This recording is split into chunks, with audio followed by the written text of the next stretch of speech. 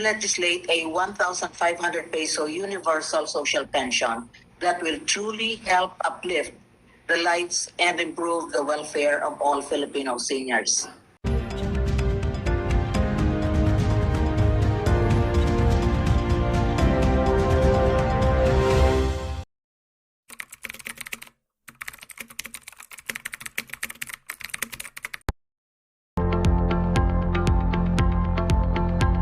Thank you sa pag-click ng aking video. Good day po sa lahat ng mga nanonood. Sa mga bagong viewers at napadaan lang, by the way, I'm Tita Eda. Welcome to my channel. Ang channel na maghahatid sa iyo ng dagdag kaalaman tungkol sa government services, bagong mga balita at informative videos na galing sa legit na resources. Mag-subscribe na para updated ka. NCSC to implement the social pension, and how will the commission handle the concerns arising from the distribution of the social pension? Your Honor, judging from our observations in the field, the distribution of the social pension, which right now is still being done face-to-face in most of the times, could be resolved in a manner that we will rely on the sophisticated financial instruments, Your Honor. Secondly, we have seen that in the distribution, these special disbursing officers, the SDOs, comes from the regular officers of the SWD. In the case of the SWD, therefore, not one among the contractual employees and contract of services employees assigned to the social pension would be able to do a cash advance, which means that if we are to transport the function to the NCSC, we have to have the regular employees as well. So we are beginning to populate our organizational structure, and of course, since this is a whole of government approach, we are also looking at the SWD helping us populate our regular employees, Your Honors. So that by mid this year, once we would have the basic numbers, Your Honor, we would like to say that that would be a time when we will be able to effectively handle the social pension. So maybe mid this year or thereabouts, Your Honor. Right now, we are actually hoping that the SWD will help us select the basic numbers for our HRMPSP and our procurement unit. Absent that, of course, Your Honor, would mean that we will have difficulty because as of the moment, we still are not able to procure because we don't have a bag. We, in fact, are dependent on the SWD over the selection process of our employees. But soon enough, Your Honor, because the SWD has been very kind to us, I think we would be ready by that time, Your Honor. Thank you very much, Your Honor. Thank you, Attorney. No, just a follow-up question, because I was looking at the data. For example, last year, the target beneficiaries last year is 3.8 million. 3.835 million. The actual beneficiary is only 3.339, which is 87%. And given the administrative task of the distribution of social pension, what would be the plan of NCSC to strengthen its capacity to have a wider reach, given that it is a newly established commission? Your Honor, with the help other than, of course, additional employees, no? Yeah, of course, Your Honor, even with the difficulties we have, we are actually being provided so much support coming from the NGOs and the POs. And Sir Floro Francisco, for instance, coming from COSE and their allied groups, as well as the other senior citizens organizations and associations, have been very supportive. The first important work that we need to do really is database building, Your Honor. The database that is to be transferred from the SWD to us would just be the database for indigent senior citizens. But then again, we need to identify the universe of senior citizens. And as you aptly pointed out, Your Honor, there are more than 12 million senior citizens already. As against the registered number of 8 million, this is a gap which the NCSC needs to address. And we seek the support both of Senate and Congress for a very strong database so that easily with the help of our NGOs and our civil society organizations, including the senior citizens associations, we would be in a quick period be able to populate a reliable database for the senior citizens. Thank you. Thank you very much, Attorney Franklin. I think give the floor because we wanted to hear, of course, from our sectoral representative, Ms. Salvacion Basiano, and our acop coalition representative, Mr. Floro Francisco. Ladies first, Ms. Salvacion Basiano from Senior Citizen Sectoral Council ng NAPSI. Ma'am, you're recognized. Thank you. Thank you very much, Your Honor, and good morning to all our esteemed senators and resource persons. I am Salvi Basiano from the National Anti-Poverty Commission Senior Citizens Sectoral Council. Please allow me, with your indulgence, to read our position. Please. Thank you.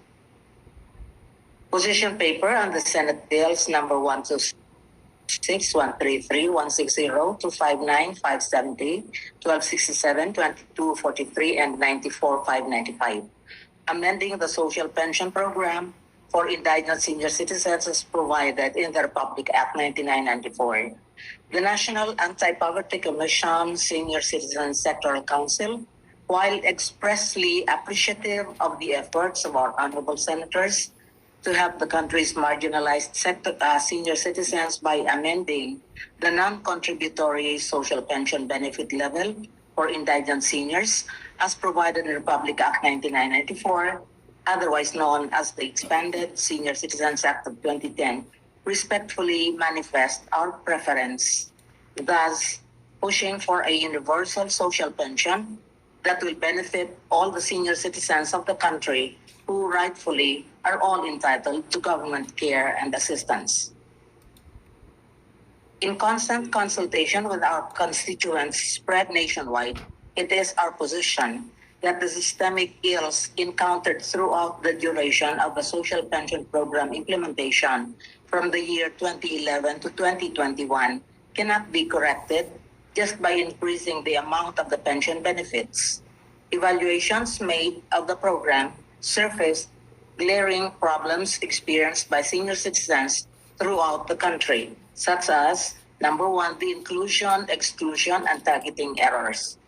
Since the targeting and selection of beneficiaries is based on the subjective assessment or appraisal of the implementer, misinterpretations of the criteria and other personal factors, such as kinship, politics, relationships, resulted in exclusion and of unqualified younger, healthier, and more affluent seniors, and the exclusion of qualified beneficiaries from the program. Number two, the listing of beneficiaries who would queue for hours only to find their names missing from the list and or replaced by others not originally included. And then number three, delays in and erratic payout schedules, lack of personnel, transportation, and other administrative issues making for erratic payout schedules. Number four, non-disbursement of pension benefits for as long as 1 year. The amount of 23 billion pesos social pension fund was not distributed in 2021, effectively denying 3,796,709 social pensioners basic access to funds crucial to their subsistence and medical requirements. Number five, the principle of inclusivity was negated altogether by excluding the majority of senior citizens who are equally needy and rightfully entitled to government assistance, the purpose for which the law was enacted has been defeated. And the last, The 11-year program implementation was an exercise in futility.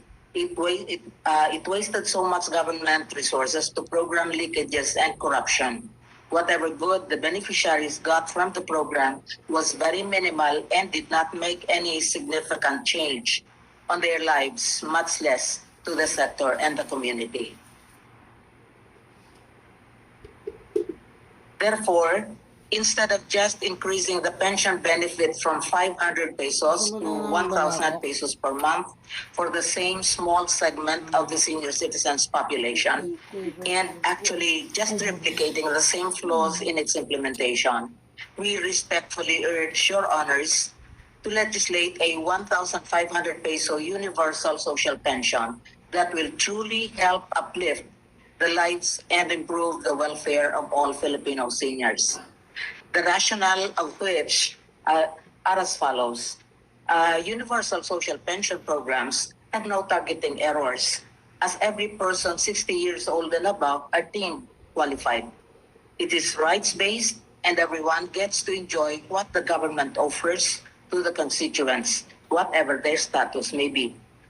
While at a glance, it is deemed costly because of the total coverage, it actually generates much savings as it eliminates issues on lack of personnel, transportation, and risks that are attendant to transport and handling of money. Digital banking could be employed, saving much time, administrative costs, and corruption is less likely to happen. What is saved from efficient implementation can be added to pension fund to accommodate more beneficiaries. With the improved capability of senior citizens to provide for their medical as well as nutritional needs, thereby attaining better health outcomes, older people and their families will be saved from spending their precious resources on expensive hospitalization and healthcare service. Government will then be able to save on PhilHealth and other subsidies. Such savings can be of much use in times of calamities and pandemics. Rather than a waste of government resources, our development planners should view the universal social pension as an investment. Healthy senior citizens can still engage in productive endeavors, making the community economically dynamic. Participation in civic activities, helping in various community development programs, allows older people to continue to contribute to nation building. A minimal adjustment by way of an automatic 3% annual increase on the proposed 1,500 monthly pension would go a long way to counter the impact of the continually rising inflation. This provision will also do away with costly congressional and Senate hearings for the sake of reviewing and amending, which by experience takes 5 years or even more. The fact is, this review has been there for so many years. Whatever government spends on the program is not wasted, as it brings in greater impetus to socioeconomic progress by harnessing the vast resource offered by senior citizens who have developed much expertise in the course of their younger and more economically productive years. Similar programs exist and have been found effective in Vietnam, Thailand, Brunei, Timor-Leste, to name a few. Why not in the Philippines? And for funding,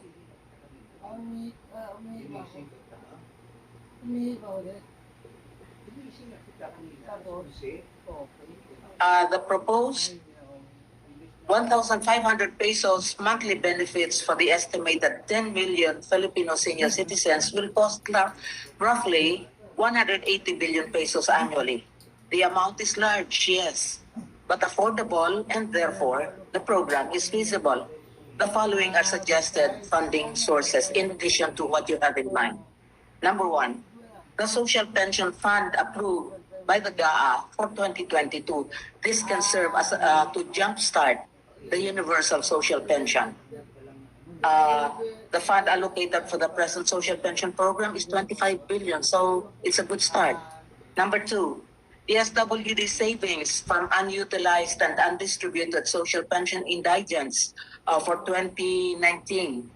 As we mentioned earlier, 23 billion pesos were not distributed in 2019 because of the year-long revalidation process, trying to cleansing the list of beneficiaries. And for the year 2020 and 2021, which was hampered because of the pandemic lockdowns. And number three, we hope to be able to have a share from the incomes or revenues in the operation of the Philippine Retirement Authority. For the longest time, we never heard about the PRA being involved in issues of senior citizens or older persons in the Philippines. It is high time they take a bow and take some responsibility. Number four, rechanneling the 10% annual budgets of all government agencies and offices originally earmarked for senior citizens, programs, activities, and projects. For the longest time, this was never implemented in the government agencies where attribution activities were done lang, just for the sake of reporting some utilization of the 10% programs, funds for senior citizens. Number five, because of the increased LGU disposable funds brought about by the implementation of the Mandanas ruling, at least 1% of the annual budget of all LGUs can be pulled together to become the LGU counterpart or share in the program. After all, the senior citizens are located in the local government localities. So they need to also participate. I mean, the LGUs have to have some responsibility. And the last thing is 5% we propose. That 5% of the total annual national budget as approved by the GAA compared to many, because there's a lot of items in the national budget, and some of them maybe can take some slashing. Like, compared to many items in the national budget, this is minimal. Considering also the senior citizens' undeniable contribution to nation building, this is a necessary and affordable post. May we request you, honored, esteemed senators, what you do today is your preparation for your own eventual aging. Let this be your legacy. So ayan mga guys, if you find this video very helpful at nagustuhan mo itong video, please like, share, comment, and subscribe to my channel and click the notification bell para updated kayo sa lahat ng videos na aking i-upload. Thank you ulit sa pag-tune in nyo sa aking channel. Again, this is Tita Eda. If you have questions and you want information, just visit Tita Eda's channel. Continue to be a blessing and stay safe.